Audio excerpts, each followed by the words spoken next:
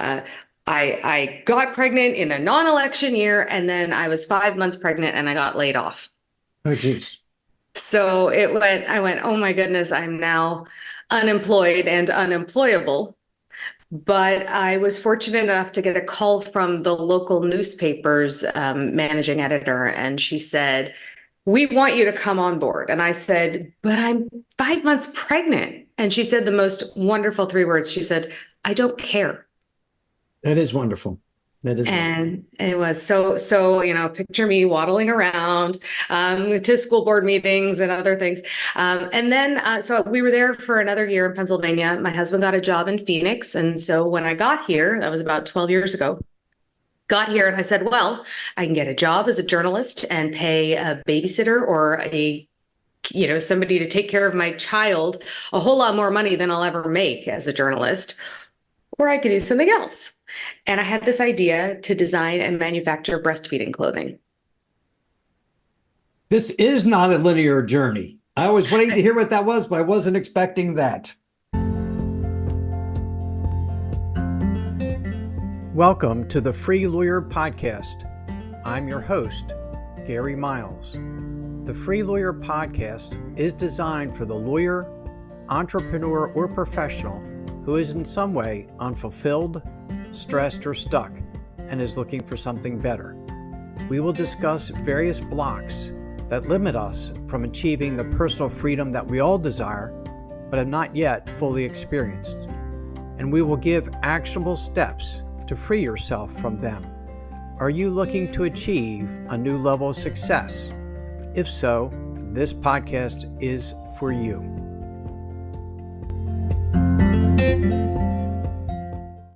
Hey everybody, welcome to today's episode of The Free Lawyer. And you guys are in for a real treat today because today I have Melanie Herschorn with us. And Melanie is a publicist and award-winning journalist whose niche today is showing us how we can write a book and make ourselves the experts in our field and be seen by more clients and really help ourselves to grow.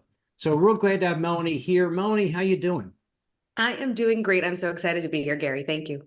Well, thank you. Thank you for joining. So Melanie, tell me a little bit about your journey and how you went from journalism to now helping others write their books.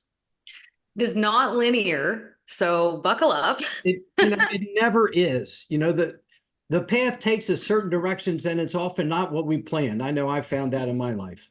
I don't know. I mean, my father's been in the same job since I was a week old, so it's now going on 45 years, and I've done a lot in a very short time. So I started out in PR in Hollywood, and I was walking red carpets with celebrities.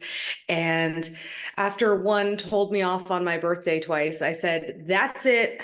I have to do something else. And I went and I got a master's in journalism. And as luck would have it, I had to move to the middle of Pennsylvania, where I got a job as an afternoon news anchor and reporter at the local NPR affiliate. So I was reporting on all these amazing stories and I loved it so much.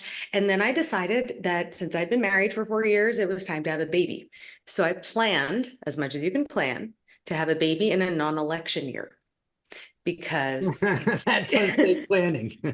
Exactly. So because the newsroom was all men except me, and they didn't quite understand that whole having a baby thing. So I tried to, be a good team player. And so I got pregnant in a non-election year, and then I was 5 months pregnant and I got laid off. Oh, geez. So I went, oh my goodness, I'm now unemployed and unemployable. But I was fortunate enough to get a call from the local newspaper's managing editor, and she said, "We want you to come on board." And I said, "But I'm 5 months pregnant." And she said the most wonderful three words. She said, "I don't care." That is wonderful. That is wonderful. And it was so picture me waddling around to school board meetings and other things.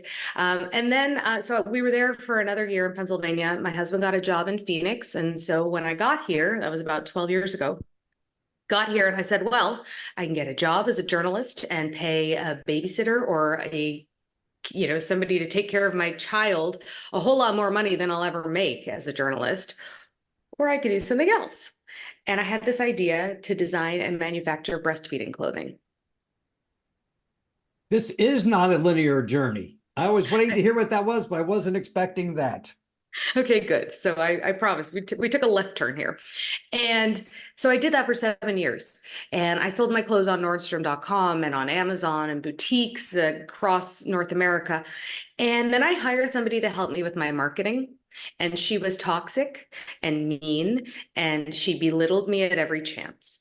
And my husband kept saying, "You're paying her." And I said, "I know, but I'm afraid she's going to ruin me online," and all this stuff I was telling Life myself is in my too head. short. Why do people have to be like that, you know? I agree. And So, wonder how anyone can be successful with that sort of an attitude, you know? I mean, it catches up with you. It It does. has to catch up with you. But I will credit that person with giving me the kick in the pants that I needed to get out of that business and into what I'm doing now. Because when I was sort of when I shut the business and I really thought about it and I took a look back, what's the through line of all the things that I've ever done in my career? And it's always to elevate people's voices, because I am such a supporter of humans and the importance and the knowledge that they have to give. And so I decided to help people with their marketing, and all of a sudden authors started calling. And I went, "Oh, this is a fun niche. I really love this." But then there were so many people that don't have a book that I would talk to. And, attorneys, for example, I would be talking to them and I'd say, "Oh, this would make such a fantastic book." And they say, "Well, oh, I never thought about that." So I decided I could do something about it. And so I am now an independent publisher and still a book marketer. But the independent publishing piece allows attorneys to publish under their own imprint. So, if, for example, it would be Gary Miles Media, and you get 100% of the royalties and you get to have total creative control. And I think that that's another thing that's been missing in the publishing industry is the control for the author. What inspired you to focus on helping lawyers publish their books and promote their books? What made you decide on lawyers as a niche you wanted to focus on? Okay, fun fact. I almost took the LSAT, but I chickened out. And I have always had an interest in the law. I took media studies in graduate school, and media law, I should say, media law. That's what I took in grad school. And I just find it so thoroughly interesting. And yet it's almost impossible to understand. And so I thought, well, what if I could bridge that gap and help attorneys who have so much amazing insight and information to share, but they are so busy writing in legalese that the rest of us don't necessarily understand what they're talking about. Yeah, And that's so true. Every field has its own, vocabulary. My wife is a director of nursing, and she'll use a medical term for a lay term that we know very well, but that term she used, we didn't. We lawyers fall prey to that. We use big words when everyone knows. We use interrogatories instead of written questions, just to, I don't know if it makes us feel smart, but it's confusing to the lay person. well, So let me tell you, no matter what, you are smart because you are an attorney. So there you are. So you can check that off your list. But it's how to distill that information that you have in your head and make it more understandable and for the rest of us, because that's how you're going to reach your clients, your ideal clients. It's by speaking to them in a language that they can understand. Gotcha. So I talk to a lot of attorneys on here. You may know I coach and mentor attorneys.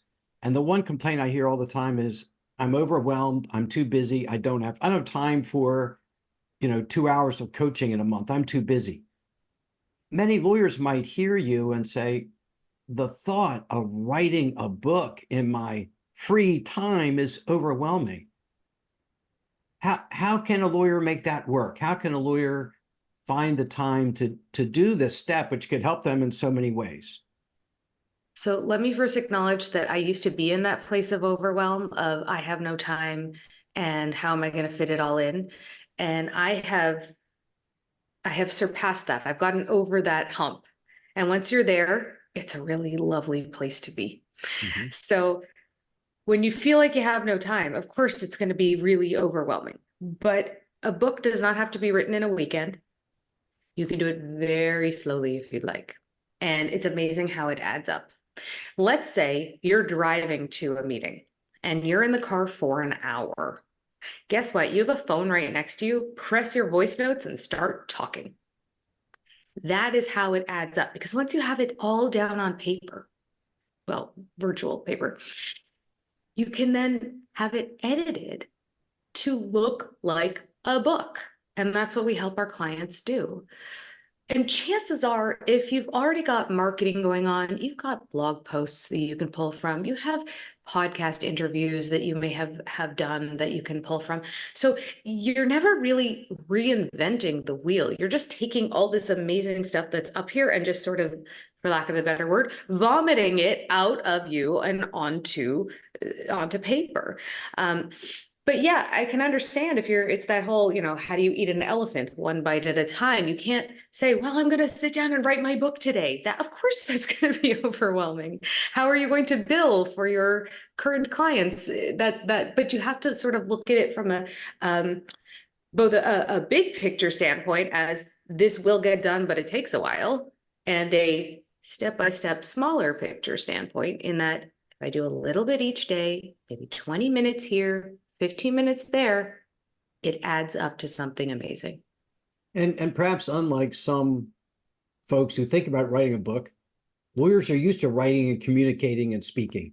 So for us, writing is one of the skills we really excel at generally is writing. We might not write in the typical format you would see in books, but the thought of writing and grammar is very easy for us. What are the main benefits you see to the clients you've helped, the lawyer clients you've helped, who have authored their own book with your assistance? How does it help them? Okay, this is a fun question. So let's start with the easy one, which is client acquisition. Because when somebody sees that you've written a book, all of a sudden you've jumped up in the credibility and the authority piece, because you're an expert. You wrote the book on it. And so when they need your services, you are who they're going to call. Even if they haven't read the book, it's sitting on their nightstand for 9 months. And they're like, okay, I'm going to do it. Who do I call? Oh, right. I know that name. I've been reading it every night when I get into bed. So it's that recognition piece. Then let's say you really want to step into thought leadership, and you want to speak on stages. Maybe you want to do CLEs. You have a book, so you're going to get preferential treatment. Same with media opportunities. When a media outlet is sent to attorneys to be an expert, the one with the book is always going to win and get the airtime. And even just keeping the clients that you have, because maybe if it were, a divorce attorney and the client is not going to have multiple divorces, okay, fine. Let's hope for their sake, because that sounds really difficult. But in a lot of other fields, you want to keep this client. A business attorney, the business isn't once and done. It keeps going. You want to have repeat customers, so to speak. So when you send them the book, you are top of mind, and they remember, oh yes, look what they did. They gifted me a book. People don't throw books in the garbage like they do business cards. It's a big deal. Yeah, I've learned that as well. As you may know, I wrote my first book was released in December called Breaking Free, and I sent a copy to all my clients, and they're so appreciative. It's a little thing, and it's a great little thank you card. Absolutely. And when oh my goodness, Gary, and you know this, when you autograph that book, whoo, all of a sudden you just went from down here to up here, because Now it's not just a book, but it's autographed by the author. I know, and I guess it's my own imposter syndrome, but it kind of cracks me up when people say that, because it's like, I just signed it, I mean, but yet you're right, it makes so much of a difference to them. So how do you see, a book for a lawyer helping them to create additional streams of income that make the investment of the time so worthwhile to them? So there are a lot of attorneys who have thought about creating online programs. And a book is a wonderful way to do that, because your book can literally be the foundation of that online program. So there's an income stream in and of itself. Also, when you have a book, you just want to tell people. And so it just begins to grow your marketing right there. In and of itself, the book is a wonderful foundation for your marketing. And in terms of, I mentioned speaking as another form of revenue.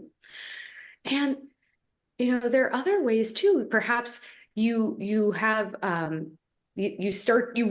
that this book is going to help you teach, and maybe then you go and become an adjunct professor somewhere. So there are just so many doors that open for you. It really are. Depending on the attorney, depending on their area of expertise, I could come up with probably 7 or 8 more ideas, but just generally speaking. And I think what it all comes down to is, there are a lot of lawyers out there, and there's a lot of competition in this. I've been practicing for 45 years, and one of the big changes I've seen is incredible number of lawyers now chasing after kind of the same pool of clients. And there are not many who've written a book. I mean, there might be a decent number in gross numbers, but in terms of a percentage, it has to be less than 1% of the lawyers have written a book. And nothing could set you apart more than doing that one thing that no one else in your market, in your geographical area, in your field may have ever done, is write a book. And it makes you stand out among the many criminal law attorneys, the many family lawyers, whatever it might be, when you've authored a book that is authoritative and persuasive and interesting. So I think it's really something that you all ought to consider, because I know I found it to be true for me, and I know it's true for many, for many others. And I would love to even add to that, because what sets my company apart from others is that we are not only the publishing piece, but we incorporate the promotion piece too. Because a book in and of itself is a book, but it's what you do with it. And so that's a very important part that a lot of other publishers do not offer. So for someone who's listening today who says, well, I always thought about writing a book, maybe it'd be good for my practice, what services do you provide, and how do you help that lawyer both write the book and then get it out there so it's seen? Okay, so we are sort of soup to nuts, starting from helping you write the book. We get it edited for you, interior designed, the cover designed. Then we get it published for you on the 2 places that it needs to be published. I'm not going to bore you with the details, but this means that it is out there everywhere and can get in bookstores and is on Amazon and all those places. And then we are also working on the promotion piece. So we're doing a press release for you and getting that out to the media. We are helping you get on podcasts and speaking events. We're talking to you about getting reviews for your book, and just so many other pieces of the, what do you do? What do you do once you have a book? What do you say on social media? What do you say in your free resource to get people to download it, so that you can grow your email list? So we have a complete marketing strategy built out for you that's customized to you and your book and your business. I see in things you've written and on your pages, you mention a magic equation for publishing and promotion. Tell us what that means. So I kind of alluded to it a bit earlier. So I have read so much from publishers and from, all the people in the publishing industry. And I keep saying, all you need is a book. All you need is a book. And I want to say, all you need is a book and to promote the book for your thought leadership to really build. It's that, we all watched that movie, Kevin Costner movie back in the 80s. If you build it, he will come. Well, guess no. That movie, yes, the baseball players played in the cornfields, but you have to let people know about your book because there's so much noise in the online space. We are fighting to be heard. But when you have a book, you have a treasure trove of marketing material just written inside there that you get to open the pages and it gets to just magically come out with your marketing. So that's really the magic equation. I know some folks have talked about the challenges of working with a publisher. Tell us about any experience you've had in that regard and how it shapes your approach and what you do to help your clients. Sure. I originally, when I published my book, I published my book last year around the same time you did, a little earlier. And I had decided I was going to go with a hybrid publisher. And a hybrid publisher is somebody that will do the things, but they also take royalties.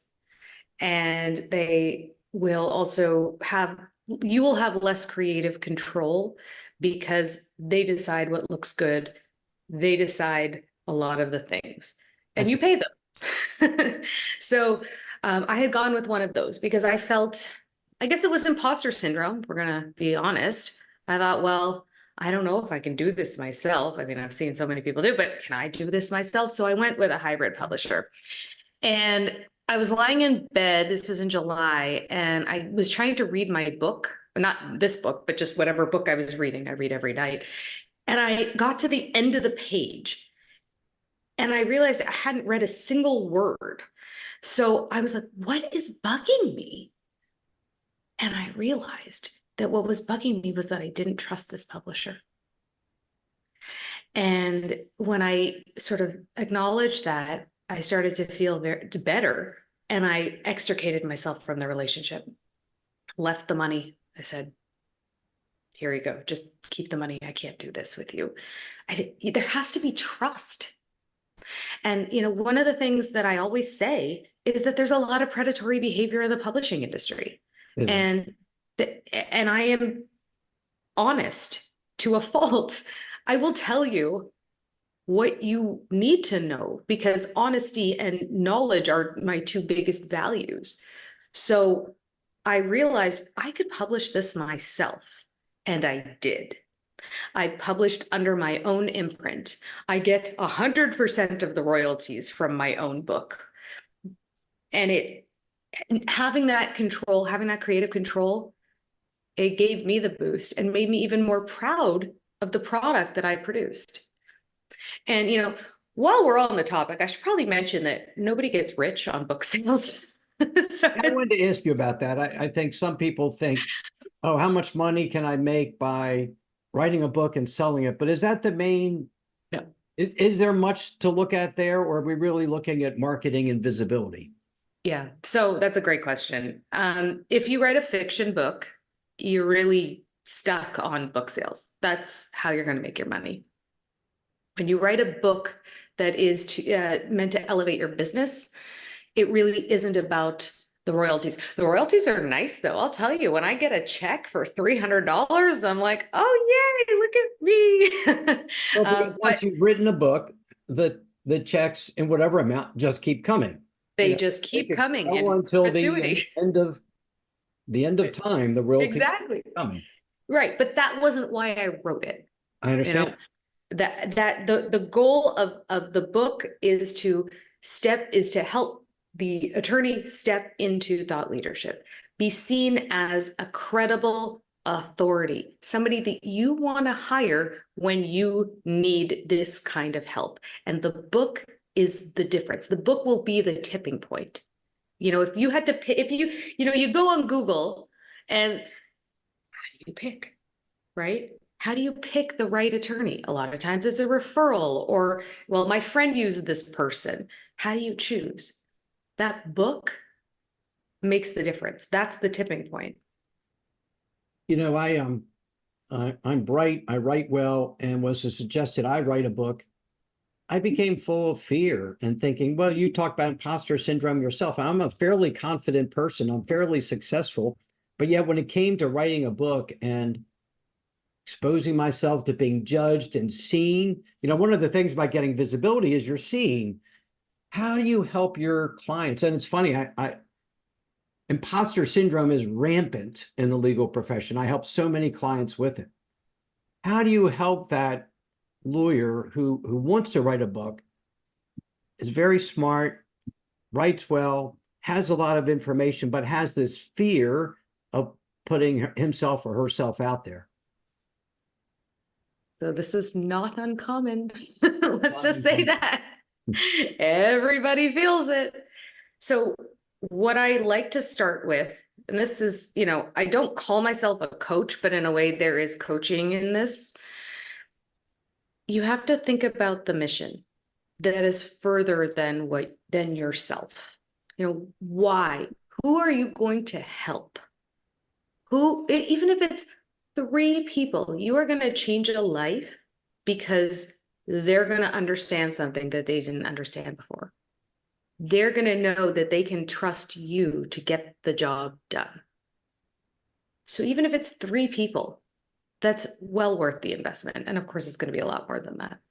But when you're sitting down and you get in your head, you have to get out of your head.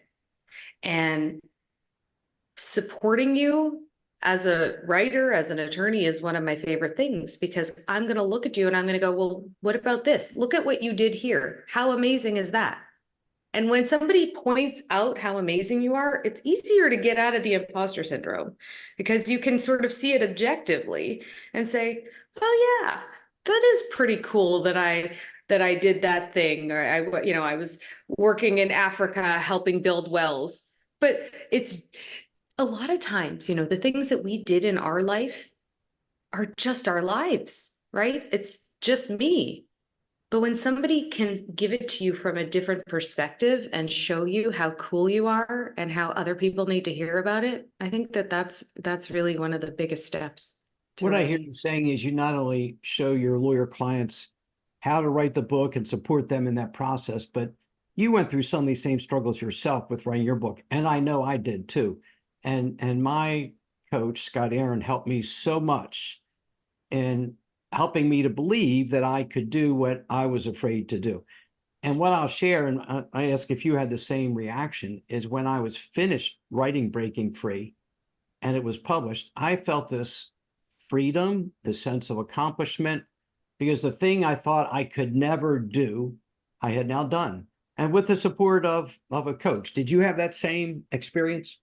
Absolutely. And I'm going to even share a little bit about my past.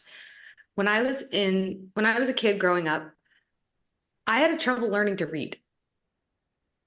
I don't know why, but I remember not being able to read. Everybody around me was reading, chapter books, and I was struggling. So I decided that I hated reading and I would never do it. I was just going to watch television because television will teach me what I need to know.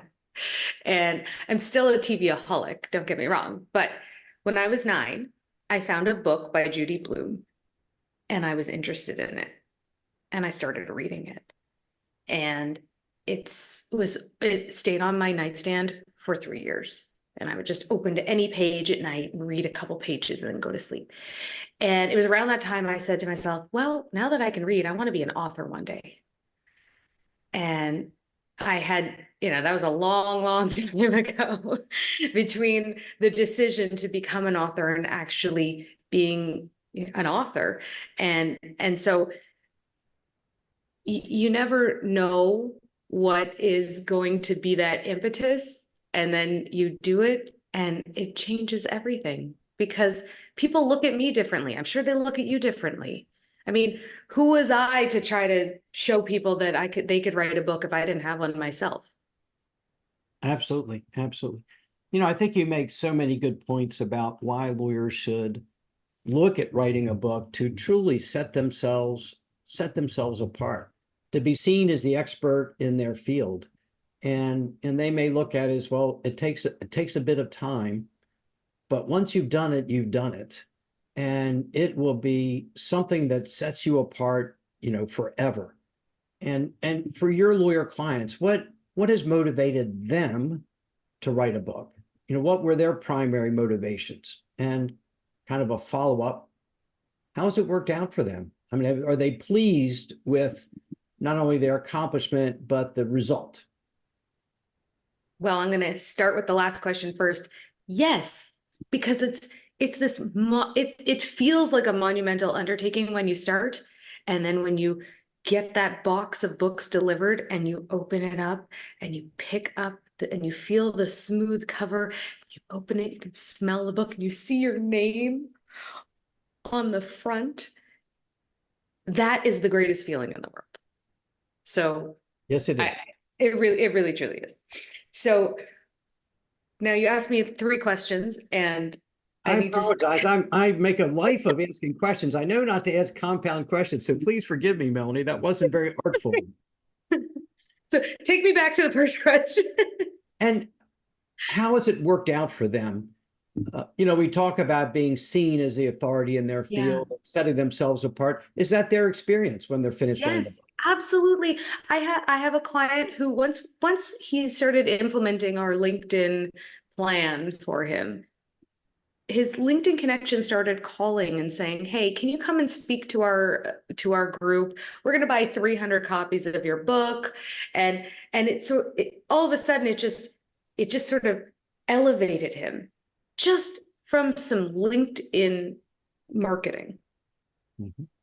And of course, I'm not, I don't want to downplay that. There was strategy behind it. It wasn't just like, people are like, they hold up their book, "Hey, look at me." That's not marketing. That's a fun picture of yourself with your book. But definitely there is a marked difference, I think, in how people carry themselves and their confidence too.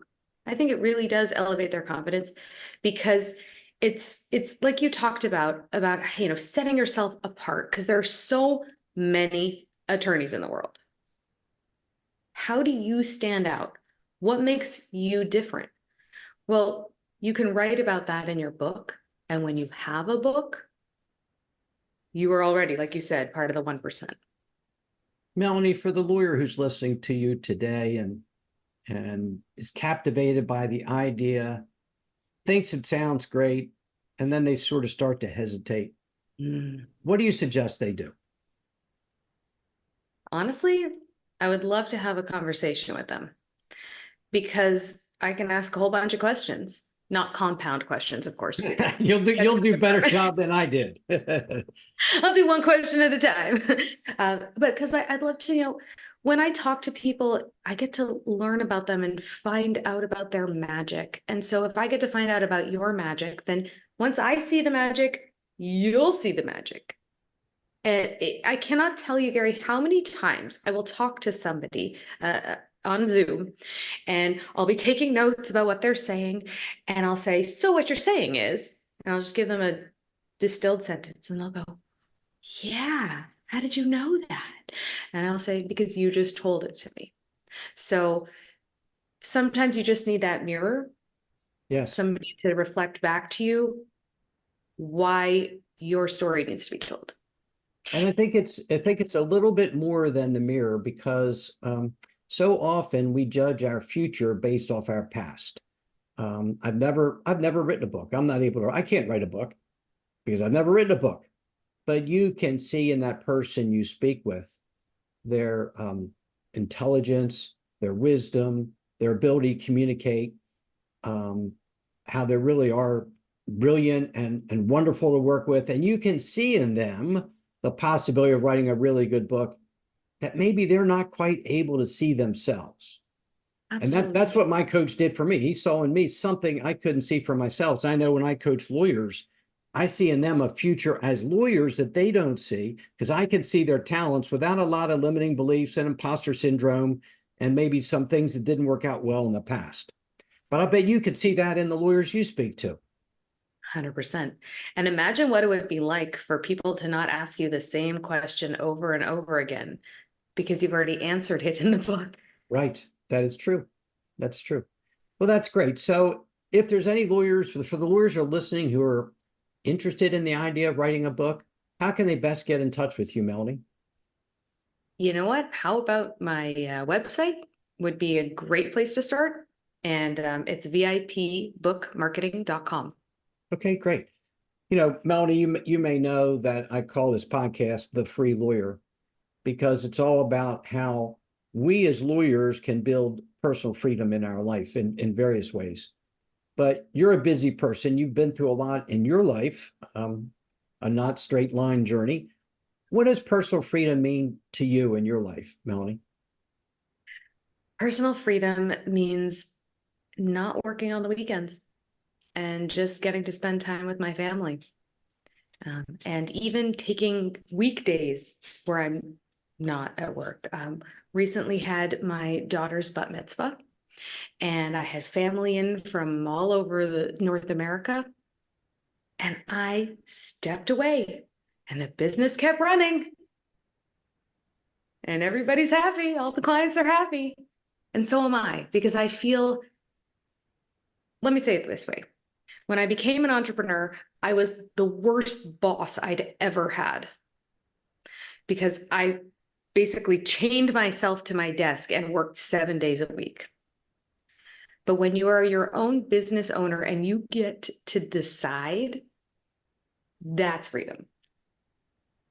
Yeah, that's really an important point. I think so many lawyers feel like their business owns them.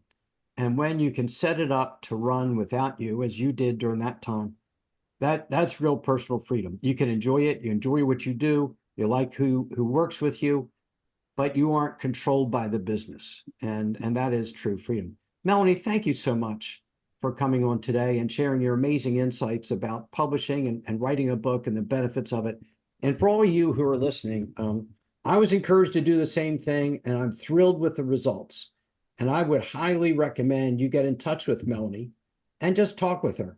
She'd be happy to talk to you, explore the topic, and see if it's something you might consider, because you will be like no other attorney in your field when you have written your first book. Any closing thoughts, Melanie? So many things are running through my head right now. It's a hamster on a wheel. Closing thoughts. If this has been sort of tapping on your heart at any point in your life, it is worth exploring, because in life, we do not want to have any regrets. And, when they have somebody tattoos regrets on. Anyway, I always say no regrets. All that to say, you don't want to have any regrets that, oh, I could have done this, because you can. You are definitely intelligent enough, you are capable enough, and you have enough and more than enough to share with the world. Absolutely. Well said. Well said. Melanie, thank you so much for being here today. I really, really appreciate you. Thank you so much. And to all our listeners, thank you for being here. We appreciate each and every one of you. And as always, as I say every episode, please be well, be safe, and be free.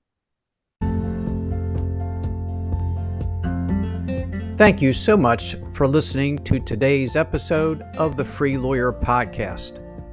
Wherever you are listening, if you enjoyed what I shared, please leave me a rating and review. I would appreciate hearing more about what you like best and what topics you might like me to cover in future episodes.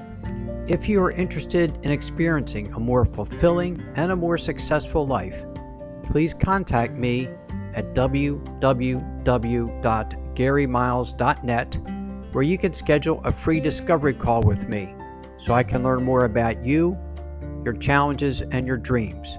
I appreciate each and every one of you, and have a great rest of your day. Thanks to all of you for your support.